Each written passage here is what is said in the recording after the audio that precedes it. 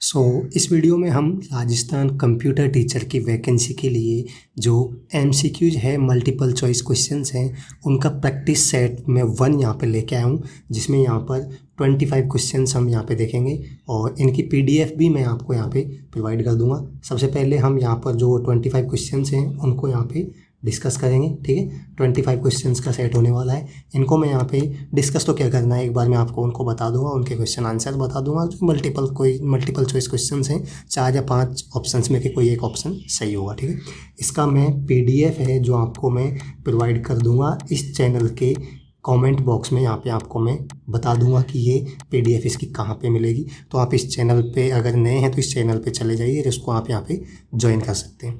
अभी ये सेट 1 यहाँ पे हम जैसे देख सकते हैं 25 क्वेश्चन का सेट 1 यहाँ पे मैं लेके आया हूँ। आगे मैं और भी सेट यहाँ पे मैं लाता जाऊँगा।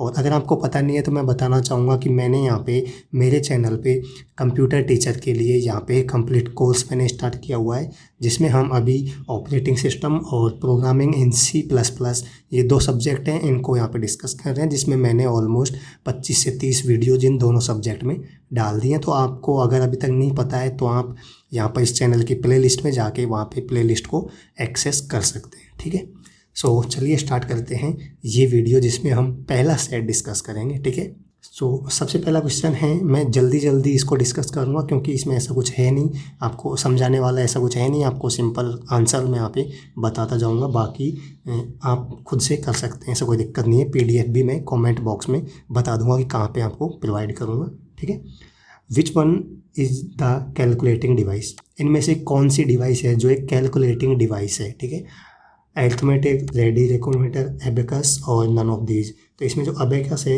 ये एक कैलकुलेटिंग डिवाइस है जो कि कंप्यूटिंग से रिलेटेड है। ठीक है, इसका सी ऑप्शन, मतलब इसका सी ऑप्शन यहाँ पे सही है, करेक्ट ऑप्शन है। ठीक है, आउटलुक एक्सप्रेस आउटलुक एक्सप्रेस एक एप्लीकेशन का नाम है। तो ये पूछ रहा है कि ये क्या है। ठीक है, मैं एक बात और बताना चाहूँगा, कई लोग बोलते हैं कि सर ये हिंदी में प्रोवाइड कीजिए, तो मैं आपको बताना चाहूँगा कि जो भी टेक्निकल फील्ड है इनके जो भी सिलेबस है, ज़्यादातर बुक्स हैं, जो कंटेंट है वो इंग्लिश में ही होता है। ठीक है, तो ये ना बोलें कि यहाँ पे हिंदी में कंटेंट बताएं, क्योंकि ये सब मैं हिंदी में टाइप करने बैठा तो पहली बात तो पॉसिबल नहीं है। ईमेल क्लाइंट का हिंदी में क्या बनाऊँगा। ठीक है, मैं यहाँ पे हिंदी में बोल के बता रहा हूँ, आपको समझा रहा हूँ, तो कंटेंट तो हिंदी में पॉसिबल नहीं है। जहाँ भी पॉसिबल होगा मैं हिंदी में ज़रूर बनाऊँगा। ठीक है, बट ये आपको इंग्लिश में ही पढ़ना होगा। मैं मानता हूँ कि इंग्लिश में ही पढ़ें तो ज़्यादा सही रहेगा, कुछ ज़्यादा मुश्किल नहीं है। मैं आपको पढ़ के बता रहा हूँ, मैं आपको हिंदी में बोल के बता रहा हूँ। ठीक है, आउटलुक एक्सप्रेस ये बोल रहा है कि आउटलुक एक्सप्रेस है जो क्या है यहाँ पे। ठीक है, तो ईमेल क्लाइंट है, शेड्यूलर है, एड्रेस बुक है, या फिर ऑल ऑफ द अबव है। ठीक है, ये ऑल ऑफ द अबव है, इसमें डी ऑप्शन है इसका यहाँ पे करेक्ट है। ठीक है, नेक्स्ट है यहाँ पे टेलनेट हेल्प्स इन, ये बोल रहा है टेलनेट एक एप्लीकेशन है। ठीक है, तो ये किस में हेल्प करता है। ठीक है, ये किस में काम आता है, रिमोट लॉगिन में, connecting to television, transferring file across net, या ऑल ऑफ द अबव, या नन ऑफ दीज। तो ये जो टेलनेट है जो रिमोट लॉगिन में काम आता है। रिमोट लॉगिन क्या होता है कि आप कहीं से बैठ के कहीं भी सिस्टम में, मतलब जो लॉगिन करते हैं। ठीक है, तो ये लॉगिन से रिलेटेड है, इसमें ये रिमोट लॉगिन में काम आता है, टेलनेट है जो। क्वेश्चन 4 है, which of the following companies develop MS Office. MS office है जो कौन सी कंपनी ने डेवलप किया है, माइक्रोसॉफ्ट, नोवेल, कोरल, लोटस। तो आपको पता होगा जो MS ऑफिस है माइक्रोसॉफ्ट ने यहाँ पे डेवलप किया है। MS का जो इसमें MS ऑफिस है, तो इसमें जो पहला MS लिखा हुआ है माइक्रोसॉफ्ट। ठीक है, इसका मतलब ये होता है, तो ये माइक्रोसॉफ्ट एक कंपनी है जिसने इसको डेवलप किया है। MS word allow creation of, ये ब्लैंक है, this type of document by default. ये बोल रहा है कि जो MS वर्ड है आपने यूज किया होगा, MS वर्ड जो बाय डिफ़ॉल्ट किस टाइप का डॉक्यूमेंट क्रिएट करता है। जैसे हम कोई डॉक्यूमेंट क्रिएट करते हैं, कोई फाइल क्रिएट करते हैं, तो उनका एक्सटेंशन होता है। जैसे टेक्स्ट फाइल होता है तो उसका एक्सटेंशन TXT होता है। ठीक है, तो इसीलिए इसी तरीके से बोल रहा है कि जो बाय डिफ़ॉल्ट MS वर्ड है वो कौन सा टाइप का डॉक्यूमेंट क्रिएट करता है, डॉक टाइप का, WPF, .txt या डॉट। ठीक है, तो इसमें यहाँ पर है जो डॉक नाम का ये एक बाय डिफ़ॉल्ट डॉक्यूमेंट क्रिएट करना है। कोई भी डॉक्यूमेंट क्रिएट करेगा उसके लास्ट में .doc लगा होगा। ठीक है, तो ये इसका एक्सटेंशन है MS वर्ड का। विच one of the following can not be wireless network, तो ये बोल रहा है कि इनमें से कौन सा वायरलेस नेटवर्क नहीं हो सकता है।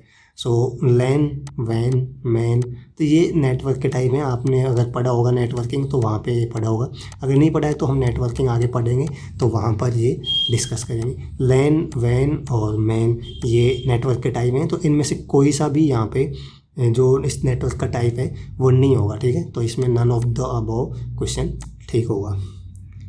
What is the distributed database support multi-user access? What is the distributed database support multiple user access? तो कौन सा जो डेटाबेस है जो मल्टीपल यूज़र एक्सेस सपोर्ट करता है।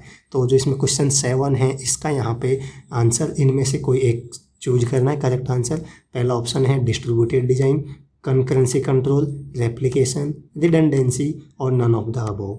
तो जो क्वेश्चन 7 है इसमें यहाँ पे बी आंसर यहाँ पे सही है, कंकरेंसी कंट्रोल, ठीक है। Firewall is used for in PC, ठीक है। ये बोल रहा है फायरवेल एक एप्लीकेशन का नाम है, आपने सुना भी होगा, अगर आप सिस्टम कंप्यूटर यूज करते हैं तो आपने सुना होगा। तो ये बोल रहा है फायरवेल है जो पीसी में किसके लिए यूज किया जाता है, किस काम का है। सिक्योरिटी, ऑथेंटिकेशन, डेटा ट्रांसमिशन या ऑल ऑफ द अबव या नन ऑफ द अबव। तो इसमें यहाँ पे सिक्योरिटी के लिए यहाँ पे यूज किया जाता है। क्वेश्चन ए यहाँ पर इसका ऑप्शन ए यहाँ पे सही है। जैसे हमने देखा होगा अपने कंप्यूटर में अगर आप यूज करते हैं तो विंडोज़ यूज करते हैं, इसमें फायरवॉल आता है। आप सर्च करोगे फायरवॉल तो उसमें फायरवॉल दिखाएगा आपको। तो बेसिकली वो सिक्योरिटी के लिए यूज किया जाता है, जो कि आपके बाहरी एक्सेस को कंट्रोल करता है एक तरीके से, ठीक है। सिक्योरिटी प्रोवाइड करता है आपके सिस्टम में। Which one of the following is not a component of an e wallet.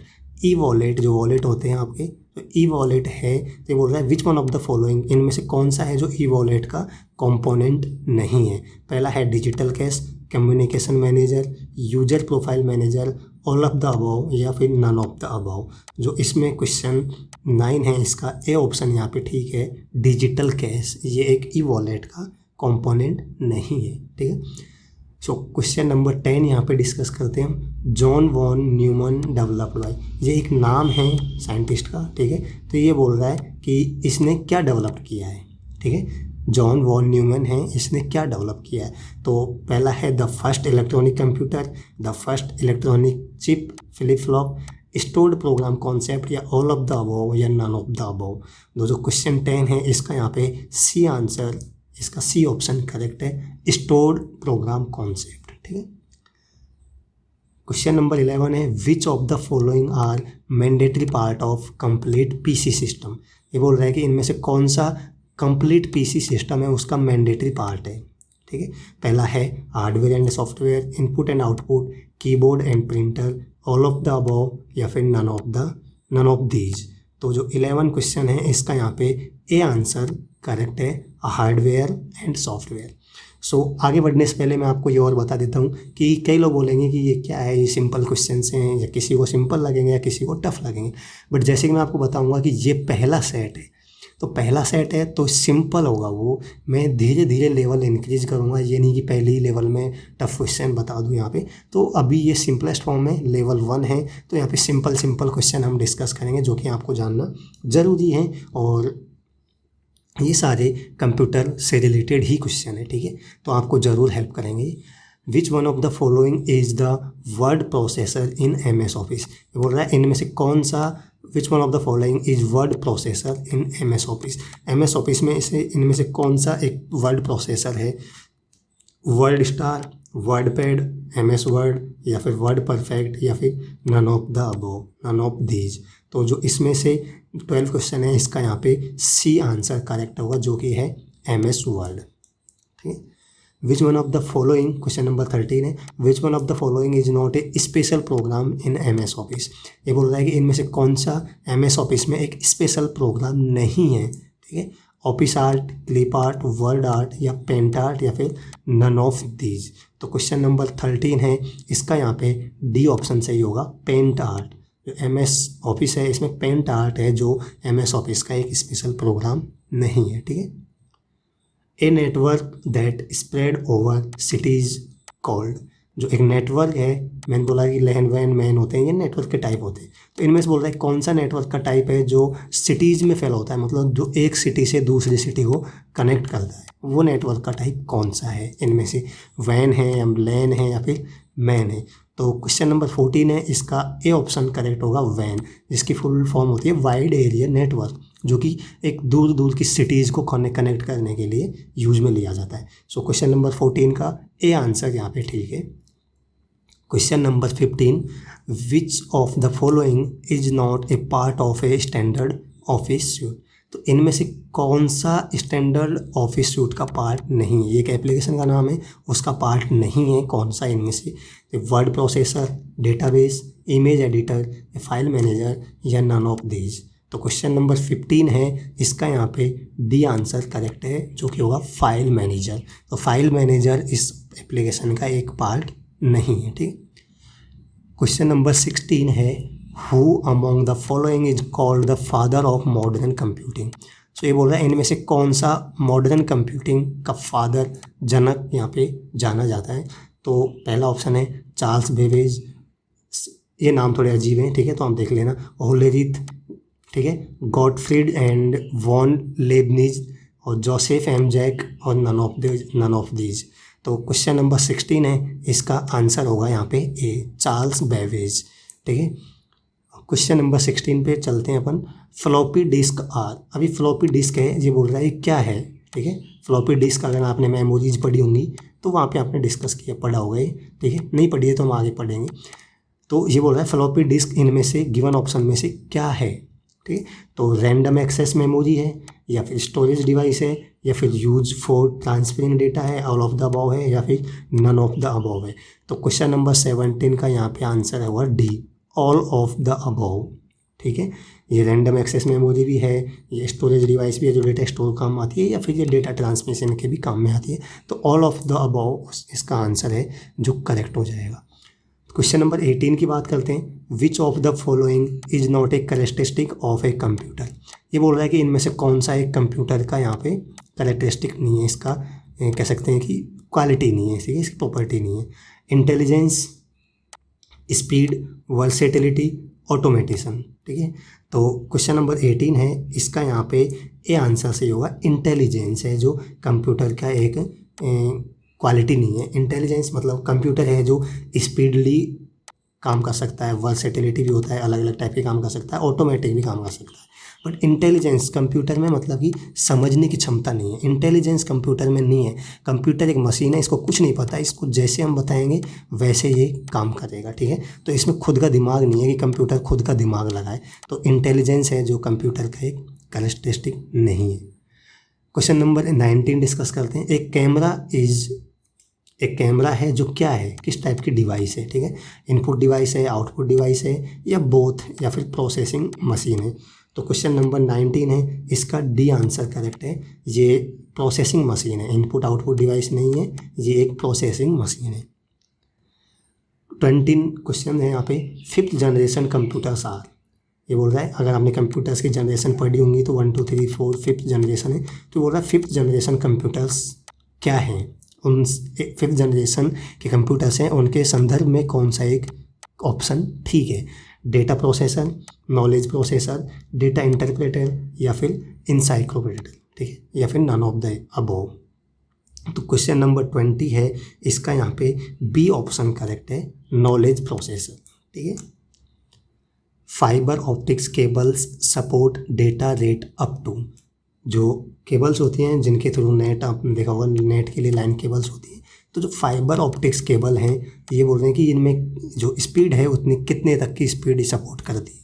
100 Mbps से 2 Gbps, या 2 Gbps से 4 Gbps, 10 Mbps से 10 Gbps, या 10 Gbps से 100 Gbps, ठीक है। Gbps का मतलब होता है गीगाबाइट पर सेकेंड, और Mbps का मतलब होता है मेगाबाइट पर सेकेंड।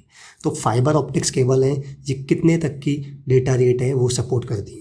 तो क्वेश्चन नंबर 21 है, इसका आंसर यहाँ पे ए ऑप्शन करेक्ट है। 100 Mbps से 2 Mbps तक की स्पीड ये सपोर्ट यहाँ पे, 2 Gbps तक की स्पीड यहाँ पे सपोर्ट करती है, ठीक है। क्वेश्चन नंबर 22 है, find the odd term out. इनमें से एक ऑड टर्म मतलब कि एक डिफरेंट अलग, इनमें से 3 कोई हैं जो एक जैसी हैं, उनमें से एक चौथी है अलग टर्म है, ऑड टर्म है, उसको फाइंड कीजिए। ठीक है, तो पहला है stateful inspection, AltaVista, proxy firewall and packet filtering firewalls. तो क्वेश्चन 22 है, इसका यहाँ पे बी ऑप्शन चाहिए, अल्टा विस्टा। ठीक है, ये बाकी के 3 हैं जो सेम है, एक दूसरे से रिलेटेड होंगे, ये ऑप्शन है जो अलग है, तो इसका बी ऑप्शन करेक्ट है। ठीक है, 23rd क्वेश्चन है, the time between program input and output is called.